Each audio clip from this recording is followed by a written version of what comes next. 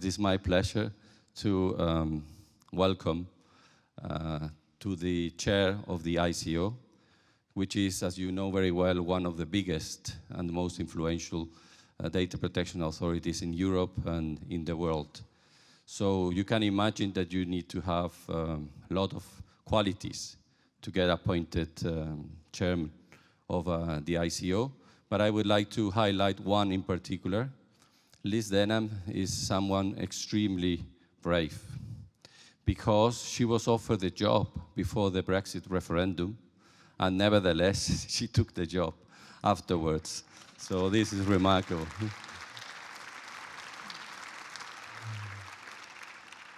So I'm pretty sure that under the leadership of Liz Denham, this conference will make a huge contribution in the future, and therefore it is my privilege and honor to give the floor to our new chair, Elizabeth Denham. Thank you very much.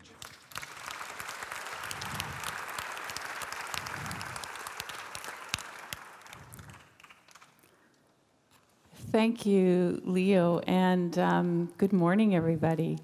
Everybody looks a little bit tired this morning. I wonder what we were doing. And Isabel, thank you very much for your focus and leadership of the conference. On a personal note, this has been a very big week for me. Not only having the privilege of taking over the chair of the conference, which is really exciting in itself, but on Sunday, my first grandchild was born.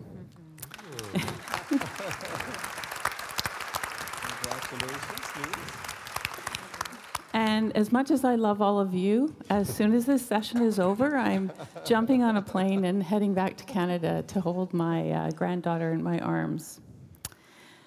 A very big congratulations to Giovanni, to Wojciech, and their teams for the delivery of this amazing, creative conference where we're talking about real things. So it's just been fantastic. It's meticulously organized, but also I think there's real excitement in the room and real engagement. And also congratulations to Ventoslav Karadjov for successfully hosting the Sofia portions of the conference. I hear very good things about the attendance and the business focus of that conference. It can't be easy to co-locate a conference like this, and congratulations to both of you for pulling that off. It's an impressive achievement.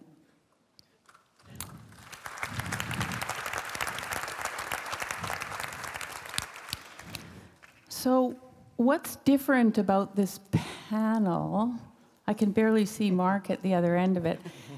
What's different about this panel from some of the panels yesterday and the speakers yesterday is that we are back to seeing some of the usual suspects on this panel from the data protection space. And we're a panel including data protection authorities, including civil society, and voices from industry, from companies. And this panel is set up to connect the dots and really make the connection between our more theoretical discussions of digital ethics to data protection practice. So we have voices from across continents, from different cultures, from different legal regimes. And I think this speaks to the point that digital ethics is an issue that transcends data protection legal frameworks of specific jurisdictions. And in that sense, an area that's ripe for exploration at the ICD PPC level. So let me tell you how I want this panel to run. And I'm hoping everybody will be compliant with this. So I'm going to ask an initial question of each of the panelists, and then we can have an open discussion about what we've heard. So I hope that we will be able to move on from that. And then we're going to turn to Q's and A's from the audience that you can submit through the apps. And then I will attempt to sum up in some closing remarks. So there are 10 of us on stage, and we need to save time for the questions from the audience. And I was a little intimidated when I saw the length of some of the notes when we were in the miking up room. But for the first round of questions, if we could keep to 3 minutes. On audience Q's and A's, you know that you can interact with this panel through the conference app. And just hands up in the number for people in the room that have downloaded the conference app. Okay, is it working? Okay, so then we can do this. But for now, I have a question for all of you in the audience that you can vote on this question during our discussions, and I'm going to do the big reveal at the close of this panel. Oh, we have the question up there.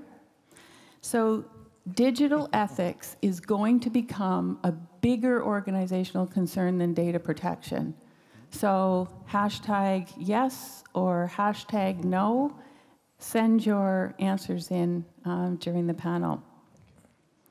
So interesting question, considering what we talked about yesterday and for a Data Protection Commissioners Conference. But I think we need to think about this in light of our theme, of debating ethics, dignity and respect in digital life. Dignity, respect, pretty weighty concerns, and ones that have deep societal importance. My view, and I realize that I'm speaking as a regulator of the GDPR, is that data protection law has a role, not just in legal compliance questions of what is lawful, but also in ethical type questions of what is fair and what is transparent. We heard from Giovanni yesterday that we are on the cusp of a generational shift in the concept of privacy. And now we have the opportunity to develop a new ethics standard, one that should apply before, during, and after laws are drafted. So I'll be really interested later on to hear what panelists from other jurisdictions have to say about that. So I'm going to start with, if we could go back to the names of the panelists, please. I'm going to start asking a question of my dear colleague, Andrea Jelinek. Andrea, you are the chair of the Austrian Data Protection Authority. You will also have the chair of the European Data Protection Board. Could you tell us, how do you think the GDPR supports good digital ethics? You could speak in Austria or speak about across the EU. To my opinion, GDPR as a whole promotes good data governance. It is not only about compliance with the rules, but rather, as it is mentioned in Recital 4, it is about processing personal data in a way designed to serve mankind. GDPR is not there to make organizations to stop running their business. It simply requires them to think first and then to implement appropriate means of governance, taking into account their particularities.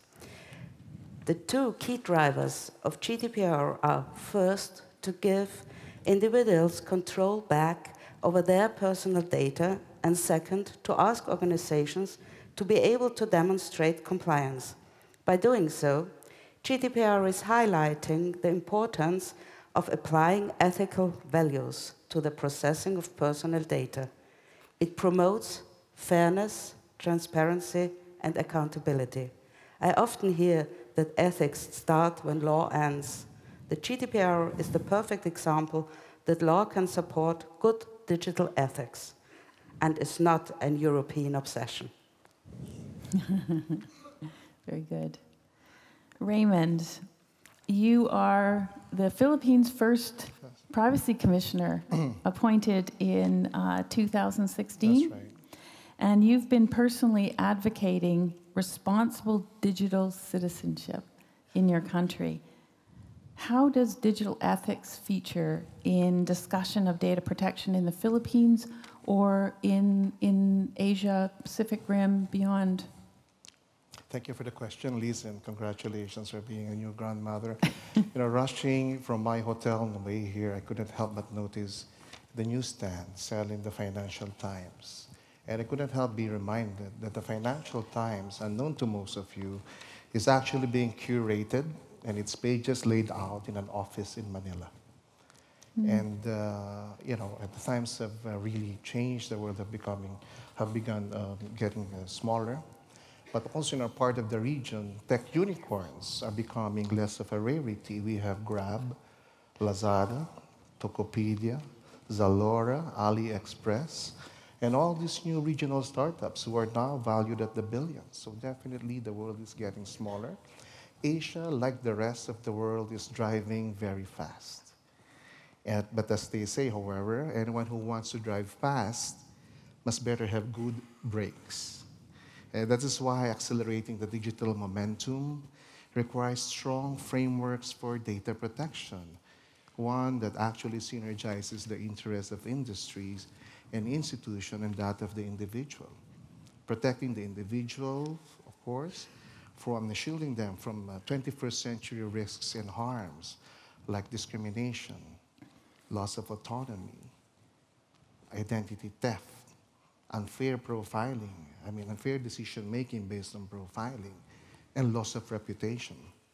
That is why data protection authorities like myself and commissioners like Mr. Stephen Wong from Hong Kong, and from our neighbors from Japan, Macau, also from Indonesia, and Korea, of course, just to name a few, are expected to be in the middle of all of this. In Asia, nations are not only reforming, but transforming. And we're all transforming digitally.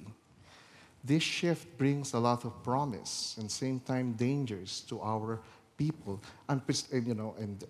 exposing us to unprecedented risks, threats, and harms that threaten to eradicate long-held beliefs. We even share the European value, of course, of dignity, autonomy, freedom, solidarity, equality, justice, and trust. It's just in a different context. It came to us in different conjunctures in history. But nevertheless, these are long-held beliefs, including that of Asia's respect, hard work, perseverance, and resilience. And these are now being threatened. So now more than ever, our people need to be assured that their data protection authority is on their side. Data ethics are the brakes we need now. And it will be authorities like all of us here who will be applying these brakes. It is not meant to impede progress, but really, this is for making progress more meaningful to mankind. Because who else will remind everyone that behind the binary ones and zeros are actual human beings that could be adversely affected by unethical use of data except us. So I think I have 15 seconds, and I have a clip here. My son, before I left, he told me, "Dad, did you know that God is actually high-tech and digital?" I said, "Really?" Yes, because when God noticed that man is trying to steal the stage from him, he decided to punish the people. And he decided to send the prophet named Moses, where he gave the 10 Commandments. And God made sure that Moses writes it down on a tablet. But today, this clip may just sound, but this may just have a deeper meaning for everyone. Think about it. Thank you. I might come back. Raymond, I might come back later to ask you more about the specifics around digital citizenship. Not about Moses. Not about Moses, that's okay. Pansy, welcome. You're the chair of South Africa's information regulator, and in that role you have responsibility both for data protection and freedom of information. You've previously held terms at both your national Human Rights Authority, as well as the Electoral Commission. So you have a breadth of experience in this space. So drawing from that experience, what are some of the problems that you might be encountering in the data protection regime and the enforcement of the regulation? Thank you very much, Susan. Let me start by congratulating you from one experienced grandmother to a new one. Congratulations. You're going to enjoy being a grandmother. It's a great experience. Digital ethics in South Africa is quite new because the regulator is new. But let me answer your question by giving a concrete example. In South Africa, there is a law that provides for social security for the poor. So the poor people receive an old age grant. They also receive, there's also a child grant and a disability grant. The department that is responsible for the payment of grants has outsourced this function to a private company that collects a lot of data from the grant beneficiaries, and they are responsible for the payment of grants. What this company did was to take this personal information of the poor and vulnerable and use this information to lure these people, the poor people, into all sorts of opting in for goods and services through direct marketing. The grant that the old people receive in my country is less than $150 a month. Now, what then happens is that old people, without informed consent, they opt in and buy all sorts of goods and services, such as funeral policies, such as charging for their mobile. When they get their money, then instead of $150, which is small, they get about $90. And they're surprised what happened to my money. And that's where ethics come into it. Because these people, when they gave their information, it was for the payment of grants and nothing else. But the companies exploited them, exploited their ignorance, and lured them into opting in for goods and services. The matter went to court, and the regulator was cited as one of the respondents. And in the explanatory affidavit that we filed with the court, which was the highest court in the land, we made 2 points. One point that we made, which was quite, which was quite important, was for the court to declare that the personal information of grant beneficiaries belonged to them. The court agreed with us. But our court went even further. In their judgment, they said the personal information of grant beneficiaries should be used for the purpose of payments of grants and for that purpose only. It went on to say further that grant beneficiaries should not be approached for opt-in to buy goods and services. And by that, I think the court went beyond the law, because the law does provide for opt-in in direct marketing.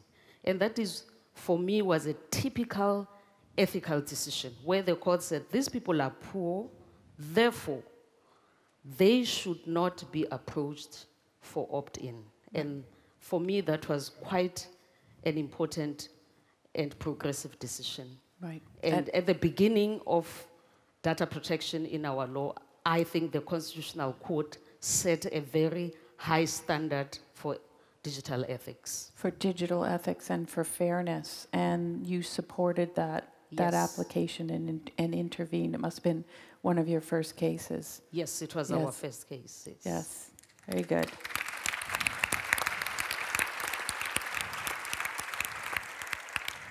Thanks for that very specific example. Danilo, you join us from Brazil. where you're the most recent country to implement a comprehensive data protection law.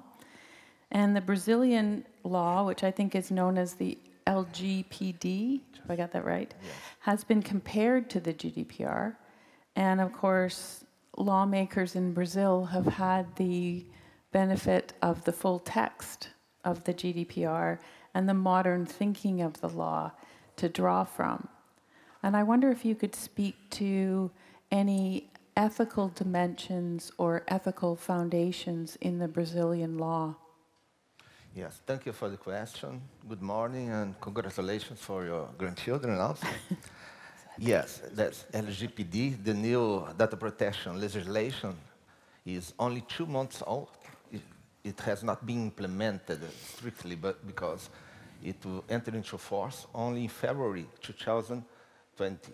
So we have more than a year ahead. People are working hard into its implementation, but still, as Giovanni Buttarelli started yesterday, Brazil is the largest country, is the country with the largest population under a new general data protection law regime, which is paramount for us. It's very important, but before making any considerations about the ethical dimensions and the role of digital ethics, I'd like to consider quickly the environment which gave birth to LGPD.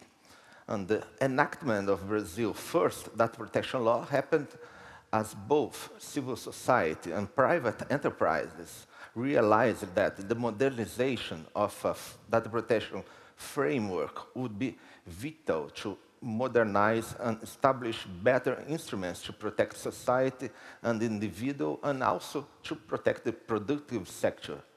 In both cases, a fairer and more innovative and protective environment for treatment of personal data was necessary, as scandals over data misuse and a general impression of distrust and lack of confidence of people in the treatment of personal data spread through the country for the last years.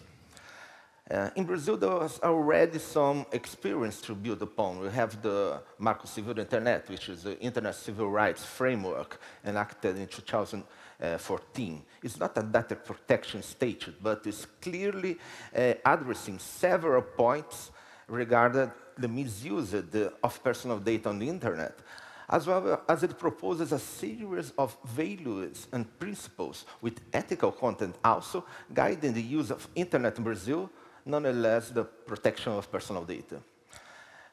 When it comes to the new data protection legislation, this new law is the development of a bill which has been first drafted 10 years ago, and at first it was heavily inspired in Convention 108 of Council of Europe, as well as the old directive, Privacy Data Protection Directive. And as Elizabeth well noted, we have the privilege of counting with the text of GDPR.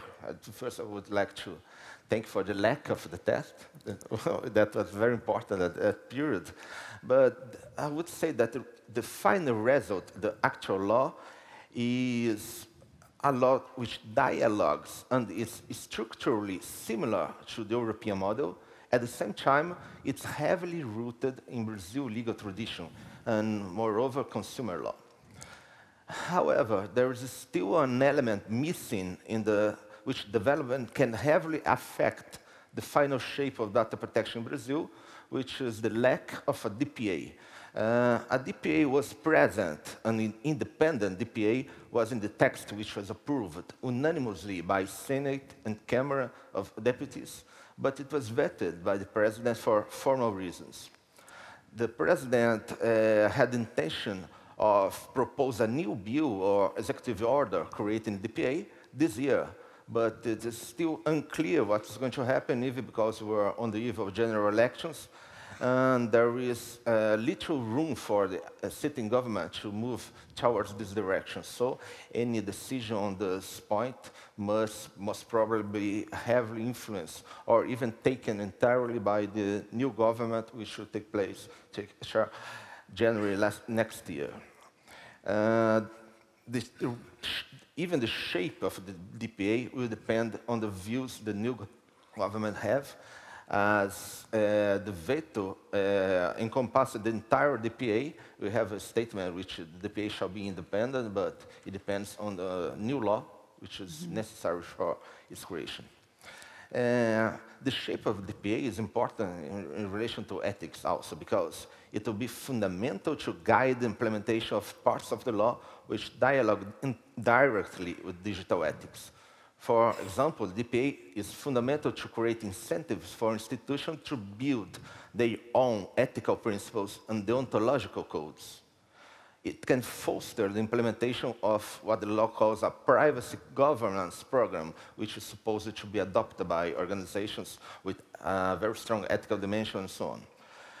However, we also must note that it's the first Brazilian legislation on data protection, and some pitfalls must be carefully avoided. Some of the pitfalls regard digital ethics. As the data protection law relates directly to fundamental rights and principles, for instance, we make reference to the privacy protection and also the self-determination principle, the resource to ethical principles shall be addressed in a way ethics won't override human rights and fundamental rights. During the implementation of not merely a new law, but indeed a new culture of data protection in the country for the first time, risks are concrete of mishandle of an ethical framework in ways that can be used as a proxy for self-regulation, as a tool to even evade the application of legal provisions. In this way, the guidance of society and a strong DPA will be fundamental to avoid such risks. So, Danielle, I'll stop you there because I think that when we get back to talk about gaps, we can also talk about how, again, without a DPA, without an active DPA, you can't actually take the law off the dusty statute book to implement it and to make it real. So I think that's the gap that you're talking about. If we could move to Danielle, you've been Privacy Commissioner of Canada since 2014. You have also a significant background in immigration and national security law. So I think both of those areas, Danielle, is where we are seeing deployment of AI. So feel free to bring some of that subject matter to bear in this discussion. But in your view, is there a risk that there is confusion between the concepts of digital ethics and data protection? And will some people focus on digital ethics at the expense of data protection and privacy? So let me congratulate you, Elizabeth, for being a grandmother, but also for your election as chair of the executive committee of the conference. And I also wish to congratulate new members of the executive committee from the Philippines, from Mexico, and from Australia. We now have DPAs on the executive committee from every region of the world, and I think that is very important. It speaks to the fact that privacy protection is important across the world, and to have representation from all regions of the world on our highest body is a very good thing. In answer to the question, to start with, I would say that ethics, in my view, if done thoughtfully, can undoubtedly add significant value to privacy protection. But yes, there is a risk. As was mentioned yesterday by a few speakers, ethics, if not done carefully and thoughtfully, could be used as cover or to weaken the law. This was said, among other things, by Tim Caulfield. But I also agree with what was said yesterday, notably by Giovanni, that there is a role for ethics, certainly before and after the adoption of laws.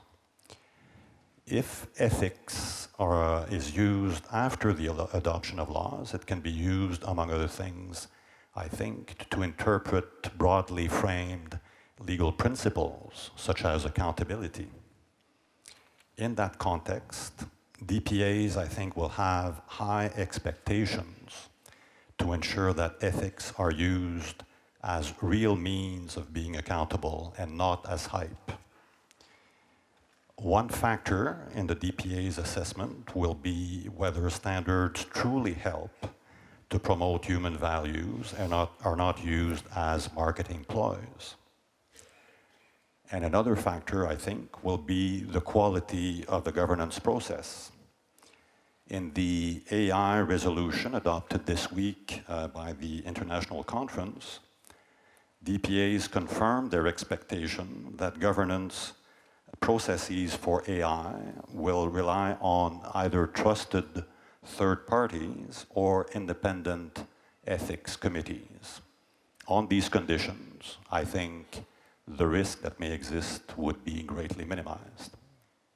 Okay, thank you.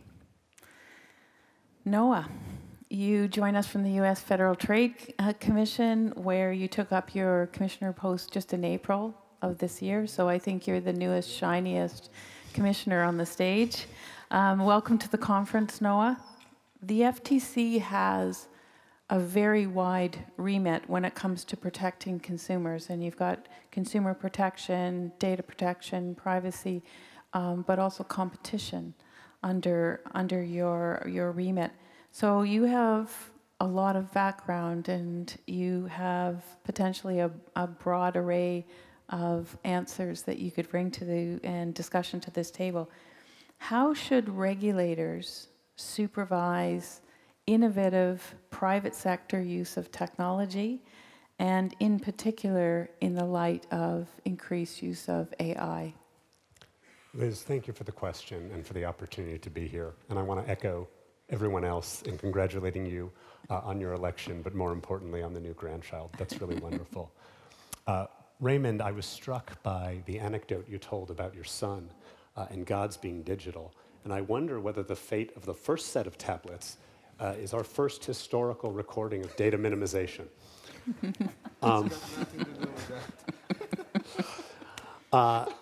Let me just begin by saying the Federal Trade Commission is composed of 5 commissioners. So what I say today is my view, not necessarily those of my fellow commissioners.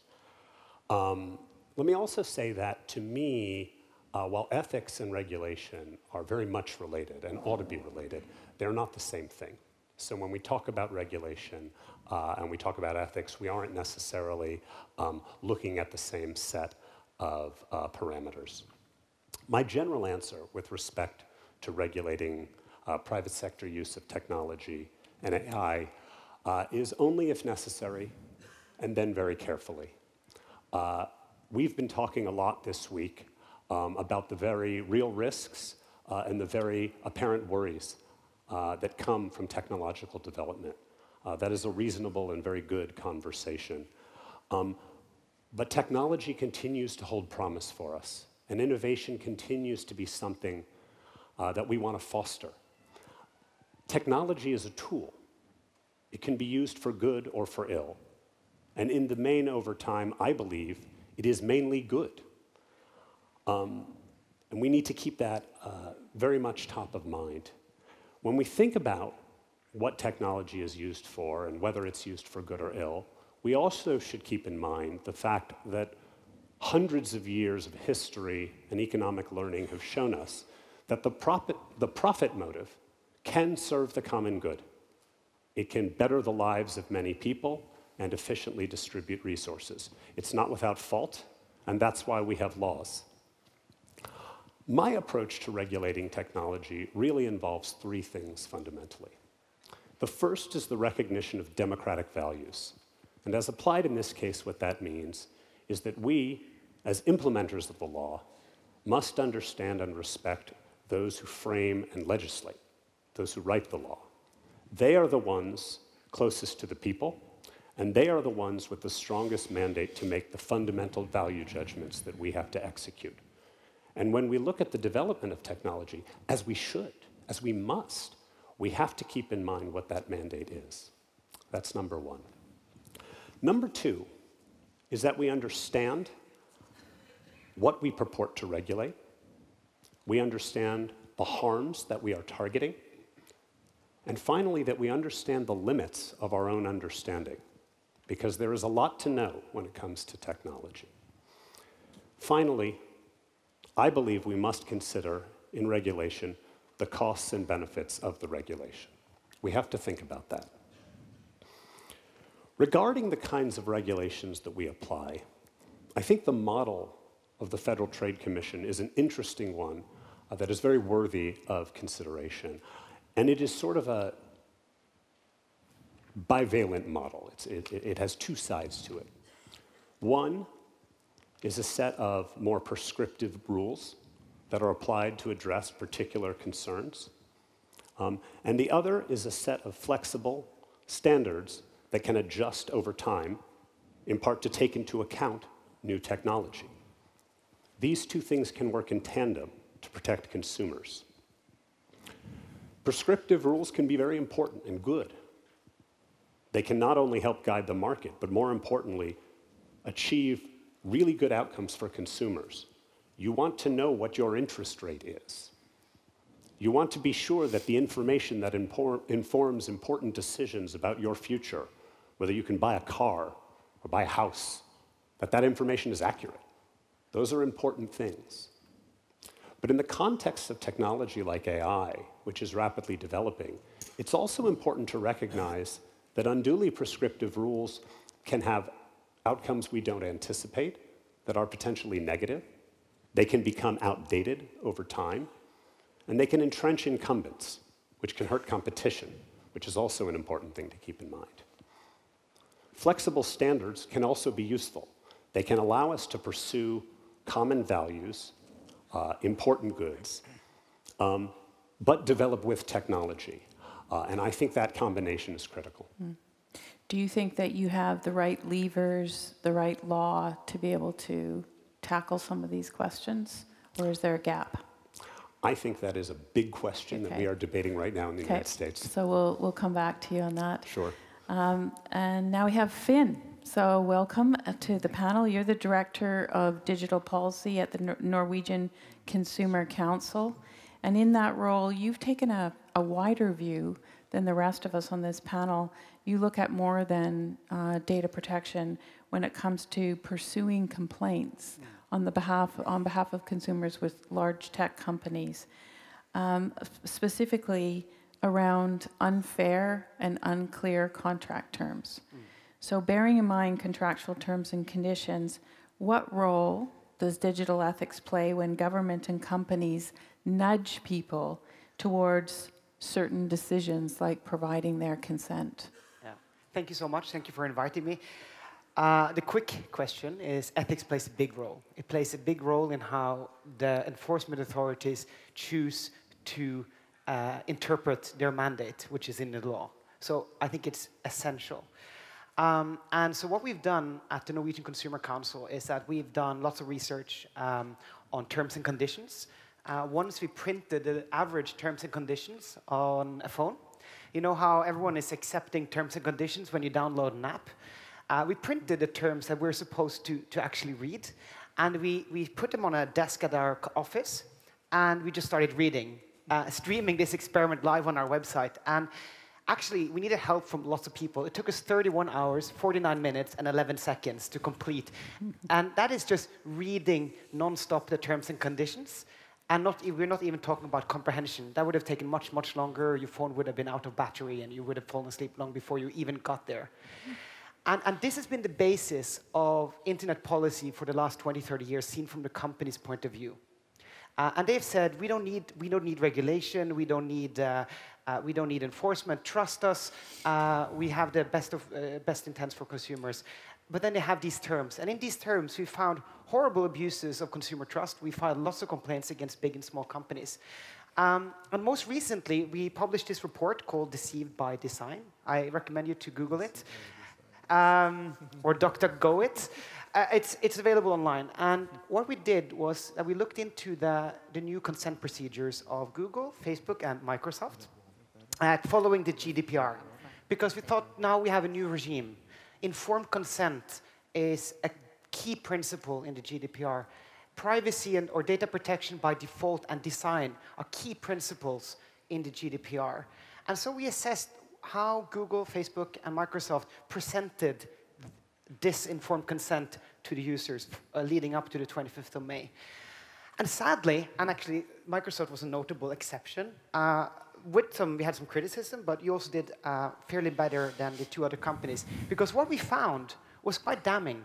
And it's damning from an ethical perspective, and I think it's damning from a legal perspective. And to summarize it for the audience, I would highlight 5 things very quickly. We saw that default settings were not always in favor of the consumer. There were default settings that made the consumer share more information than we thought was necessary to provide core functionality of the service. We also saw how the companies were using very strong nudging to make us click the easiest road to get where we're going. And that meant we would accept as users much more privacy intrusive terms and settings as a result. For example, one of the companies, Facebook, had 4 clicks to get through the accept consent procedures. And by doing that, you would also accept facial recognition technology, which is highly controversial. And 13 clicks to try to get through if you want to do other options. The framing of the choices were also completely biased from our point of view.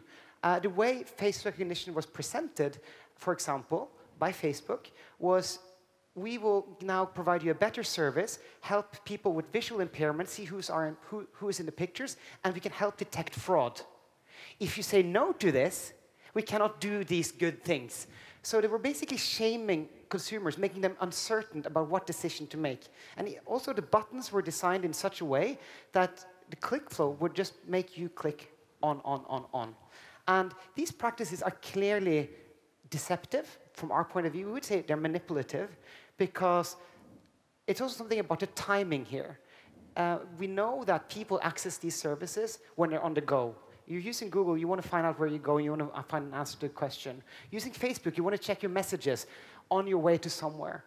And this is very clearly the way they have designed the consent procedures are made in such a way that they want us to click the easiest way out. And it's really hard to find other ways out. And at the end of the day, I'll just finalize there, it's take it or leave it. At the end of the day, it's take it or leave it. And deleting your Facebook account is not an option for a majority of the users, as we talked about here yesterday as well. So my strong encouragement to finalize that then is that we really need to have the enforcement agencies to now look into these practices and really enforce, because we won't have good ethics. The ethics and compliance is like the carrot is the trust that users give the company. The stick needs to be the enforcement. Otherwise, we can't have one without the other. But a quick question. With the provisions of the GDPR, those deceptive design issues, can they not be addressed with the GDPR requirements for privacy by design, fairness, consent? Most definitely. We think so. We think definitely. And therefore, when we wrote this report, we published it on the 27th of June. We teamed up with 30 consumer groups in Europe and the US. Epic, one of them, sent a letter to the Federal Trade Commission urging you to investigate the issue. We sent it to the European Data Protection Board. We sent it to your agency as well, together with Privacy International, Transatlantic Consumer Dialogue, Consumers International. So having 30 organizations on board saying this is a breach of the spirit of the GDPR and probably also the principles. We really want you to investigate this further. And even if these practices are found not to be in breach of the GDPR, it's clearly unethical and shouldn't be happening. So we think that the fairness clause that was mentioned in the beginning should be used here. Clearly not fair, because it's compounded by the fact that consumers don't really have options today. I think fairness is the least explored principle in the in the previous regime as well. Julie, so we've had a lot of discussion from the DPAs. We're talking to the consumer groups. What are companies thinking about this? And tell us what companies are actually doing in the digital ethics space. So thank you to Giovanni Butarelli for inviting me here, and also congratulations for an unbelievably interesting and wonderful conference. Congratulations once again to you, Elizabeth, both for your election and for your grandchild. I think the real question is not only what are companies doing, but what should they do in this circumstance. And a lot of folks, I think, hear, and will probably hear again, that there is a desire to have technology slow down.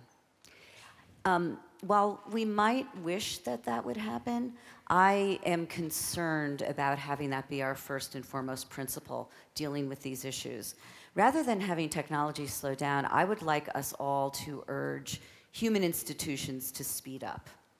I think that's what needs to happen. And by that, it means that governments and people who make laws need to start acting and acting more quickly.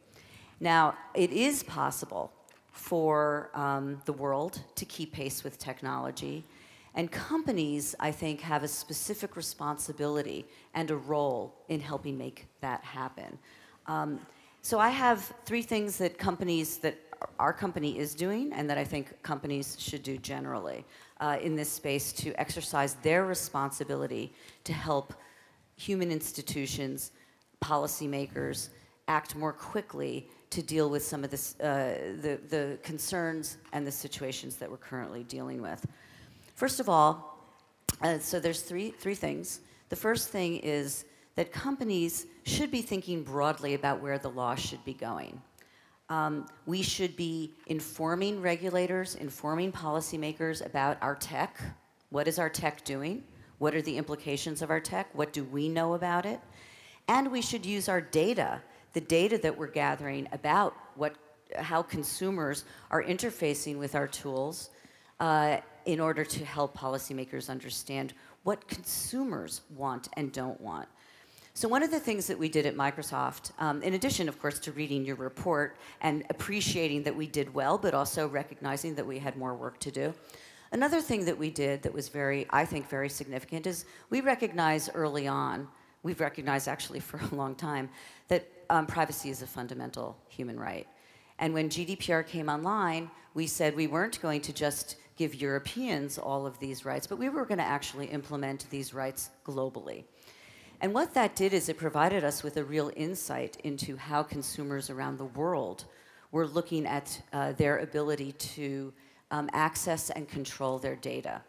Through our dashboard, we have a lot of great information now that we are sharing with policymakers, particularly in the United States.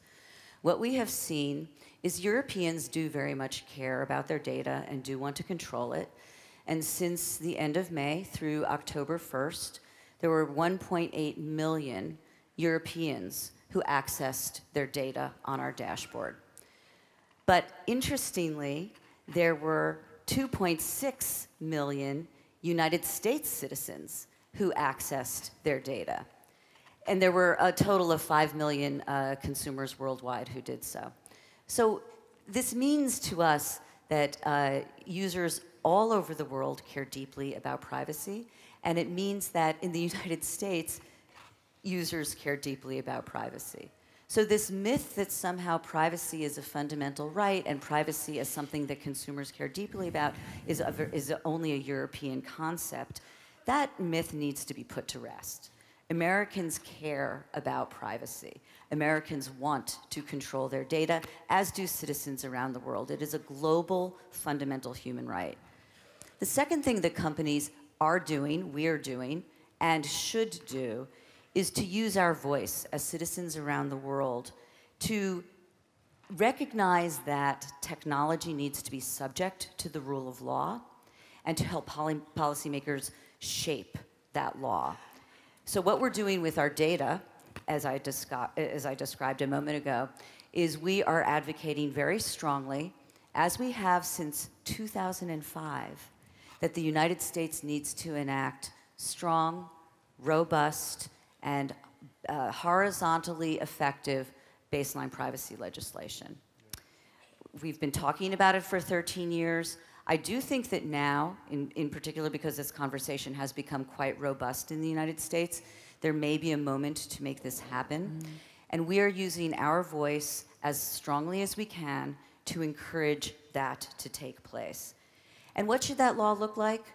You know, the GDPR really did provide clarity for companies and for users about what the rules of the road should look like.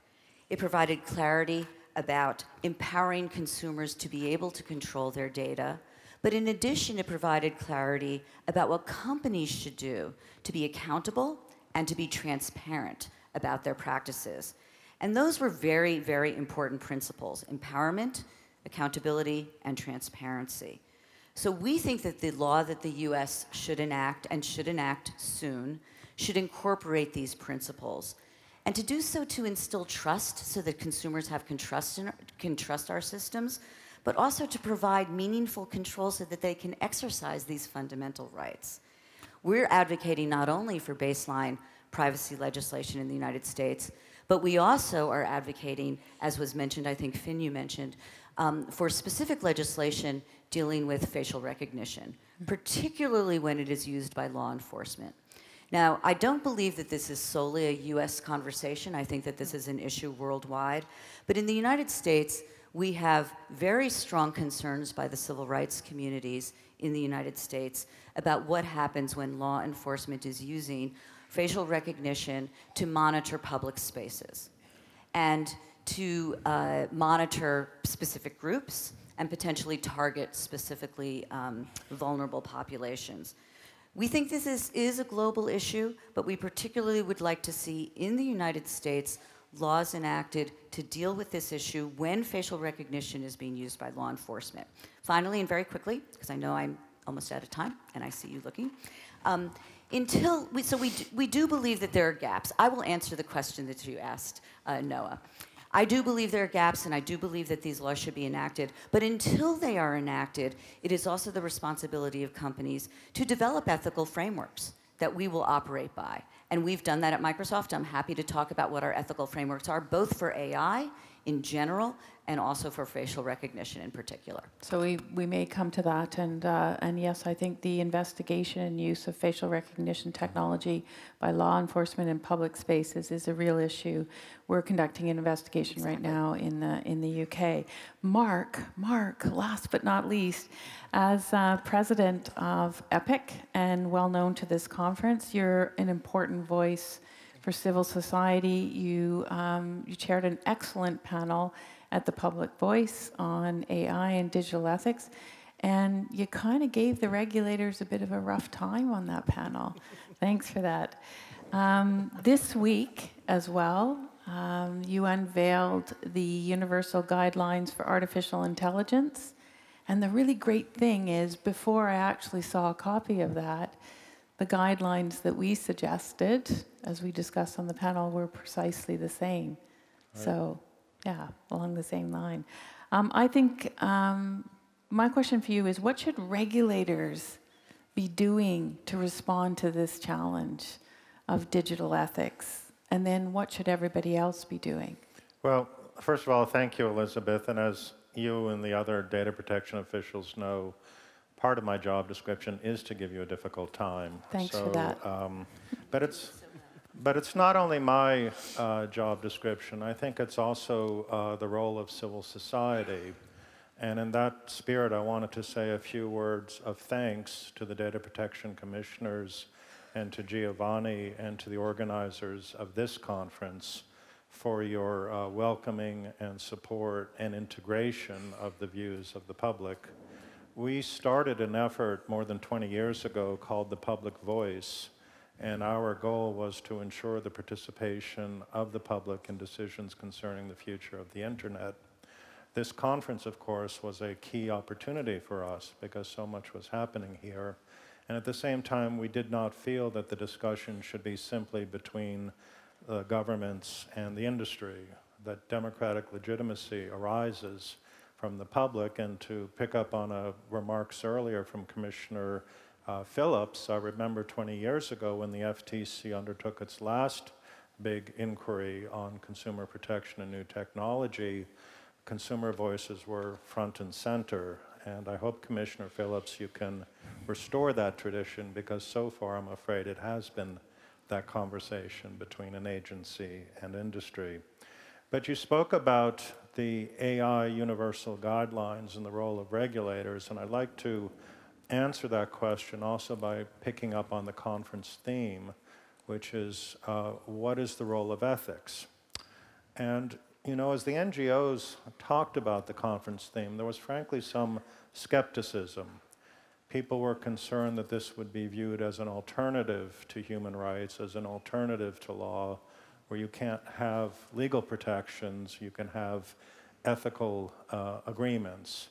And we wanted to answer that concern by stating clearly at our event that this is a conversation about ethics. It is also a conversation about fundamental rights, rights that by law you need to protect. And I think in Anita Allen's remarks, we understood that in fact ethics informs and directs our understanding of our legal system. It gives it meaning and strength. And so in that respect, the two work together. But to your question, and coming back to the Universal Guidelines for Artificial Intelligence, it was an interesting exercise for us because we began by looking at the provisions in the GDPR, we looked at the provisions in the Modernized Council of Europe Convention, we looked at US law, we found various legal provisions that spoke to automated data processing relying on increasingly sophisticated analytics. But then we turned to professional guidelines, and we looked to the ACM and the IEEE and the EU ACM, the computing associations, and to the Asalomar principles and to the Toronto Declaration, a very important statement from NGOs around the world. And we tried to incorporate all of these things when we produced the guidelines. And I think what we ended up concluding is we have both the obligations in law in the GDPR, which we would ask you to enforce, but we would also ask that your decisions be informed by the expertise and understanding of those in the field of technology, those in the field of human rights, who bring to these challenges particular expertise. And so I think in the end, ethics tells us not only what the law is, but what the law should be.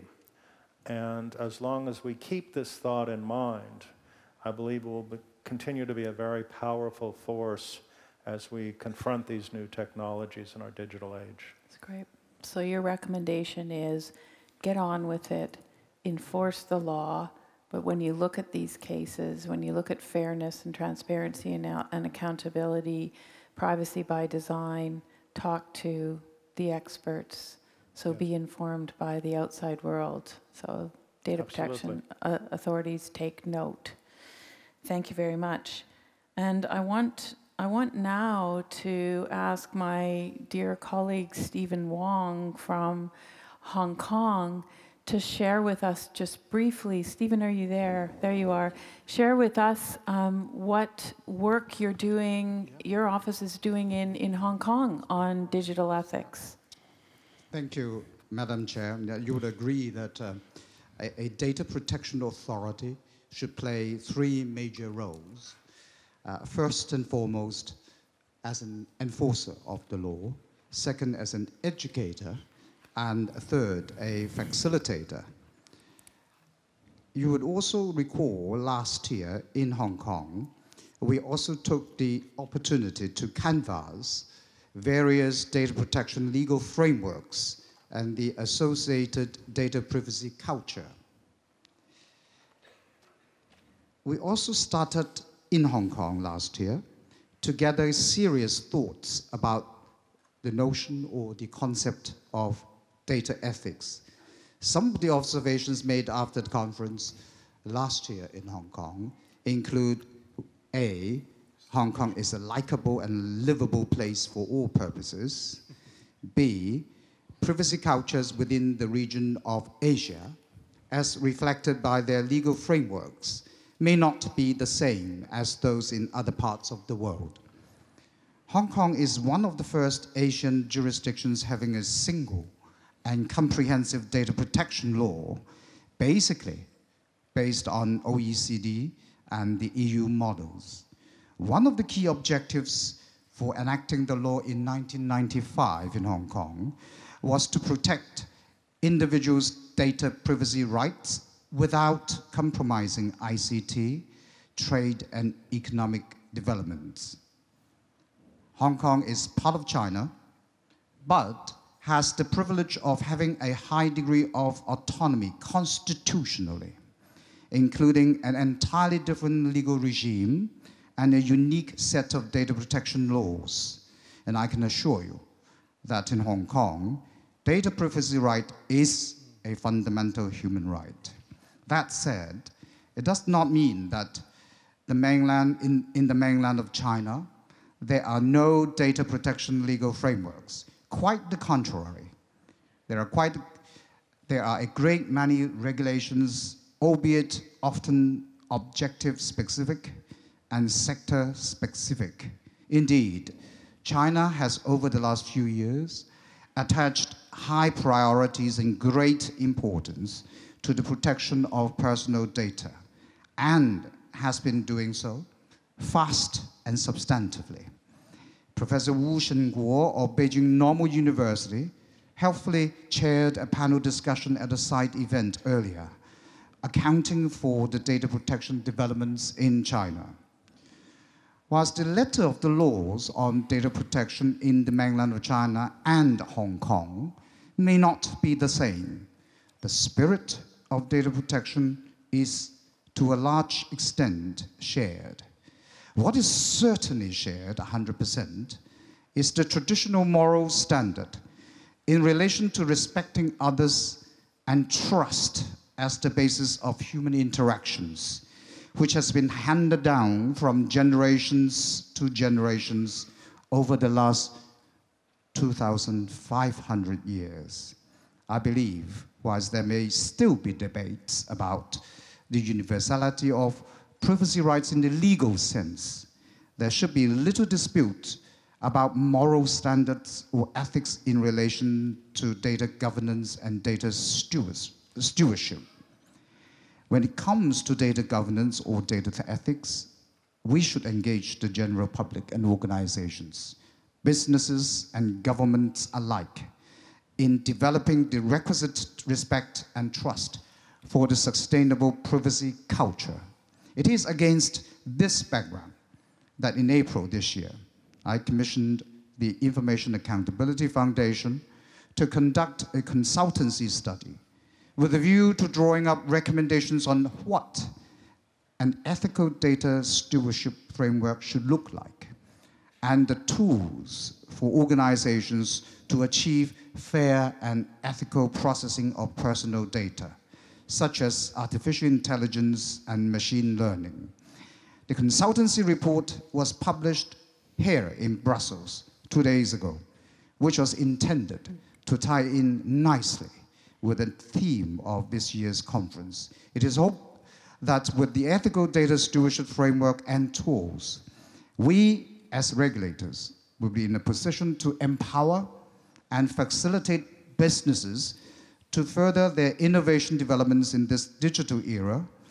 Businesses and government should respect data subjects' rights in their data. And any proposed data-intensive activities will need to have regard to the impact, both positive and negative, on the data subjects. Our consultancy report sets out the ethical data stewardship accountability elements and introduces ethical data impact assessment, addressing the impact of advanced data analytics at the practical level. Madam Chair, I believe that DPAs should regulate for results. Enforcement alone is not enough to drive compliance and effective protection. I'm sure you will also agree that with accountability and ethics, alongside legal framework and complementing the sanctioning machines, and certainly it is not an alternative, regulators will be able to work hand in hand with both consumers and businesses, not only to do what we have to as a matter of law, but what we ought to as a matter of ethics, in terms of being respectful, fair, and beneficial, in order to nourish a culture that respects privacy and data control of individuals.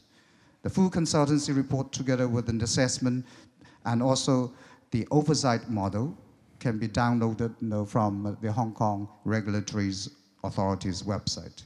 Thank you very much indeed, Madam Chair. Thank you, Commissioner Wong.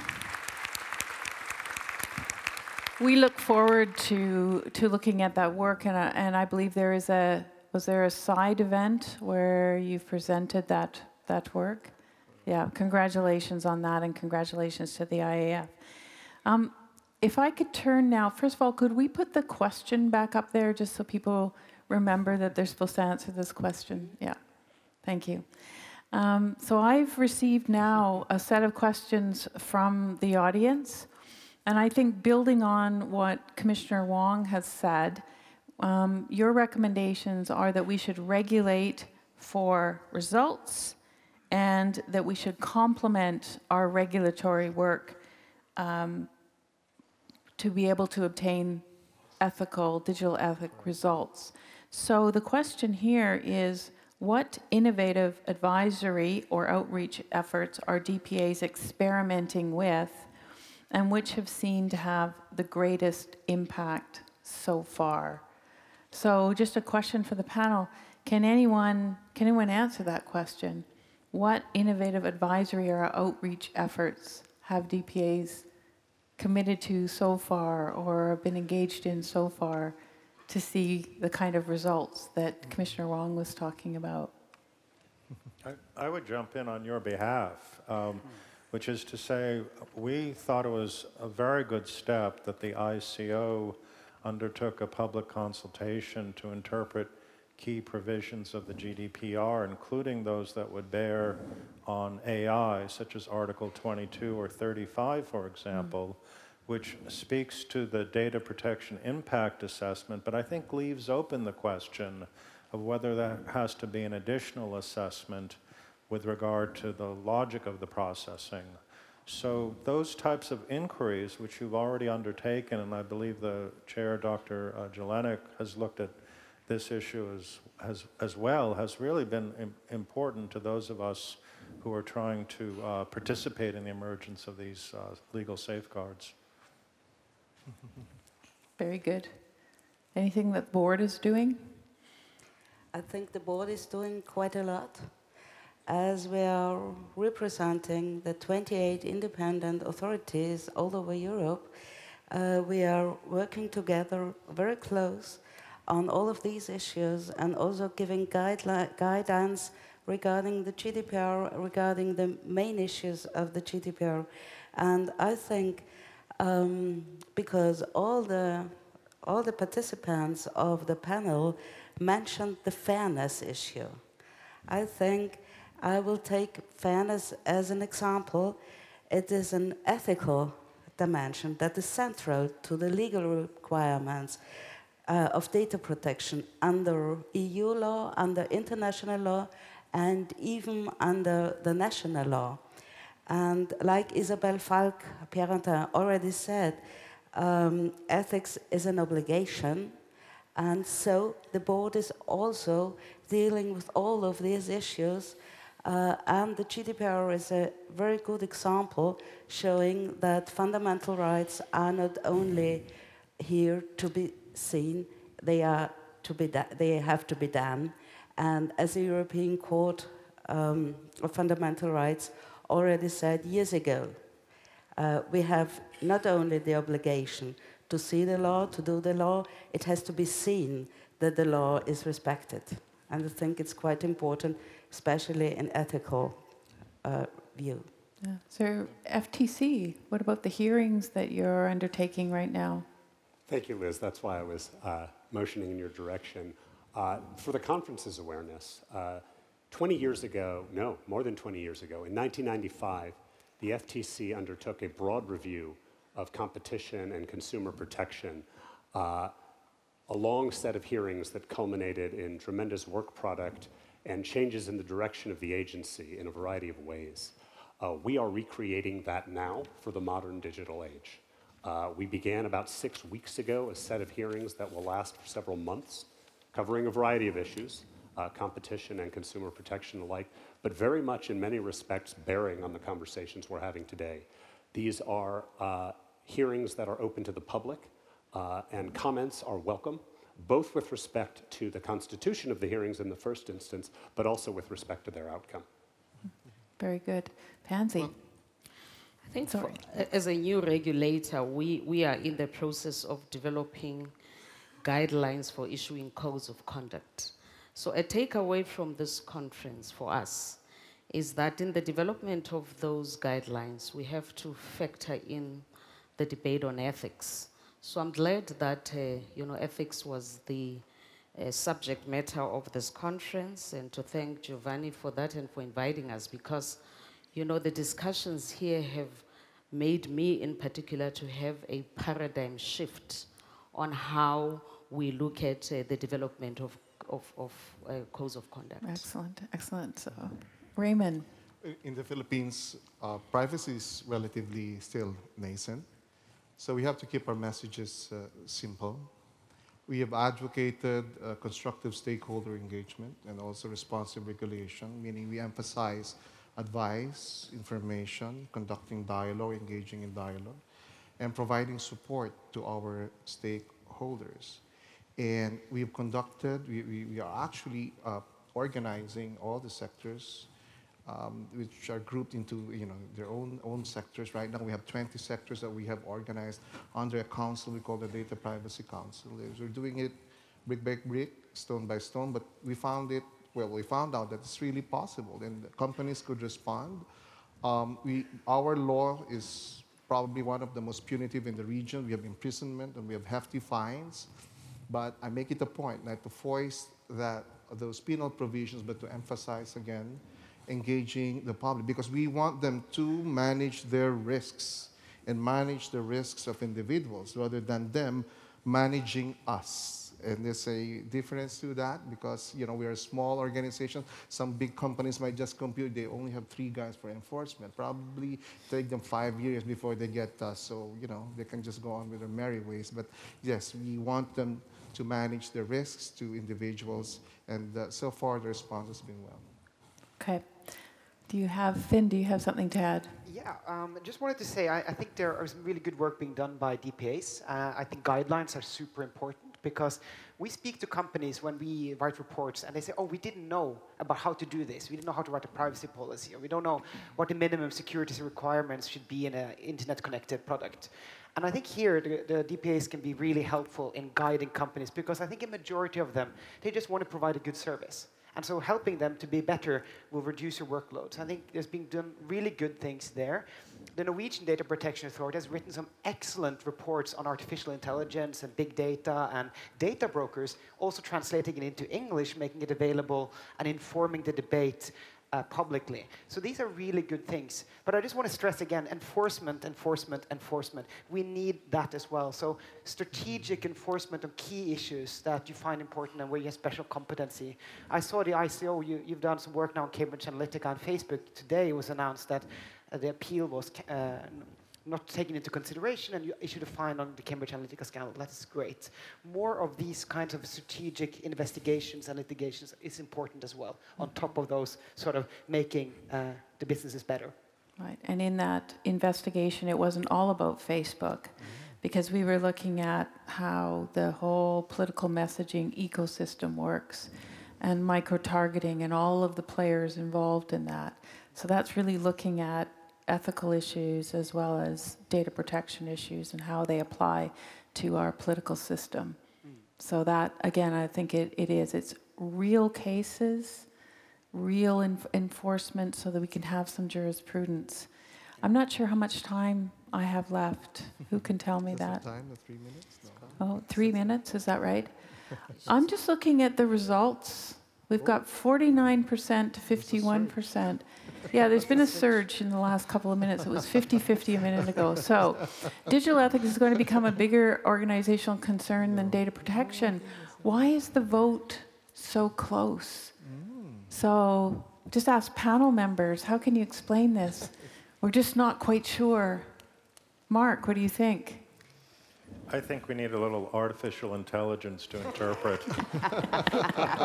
Just as long as the data is de-identified.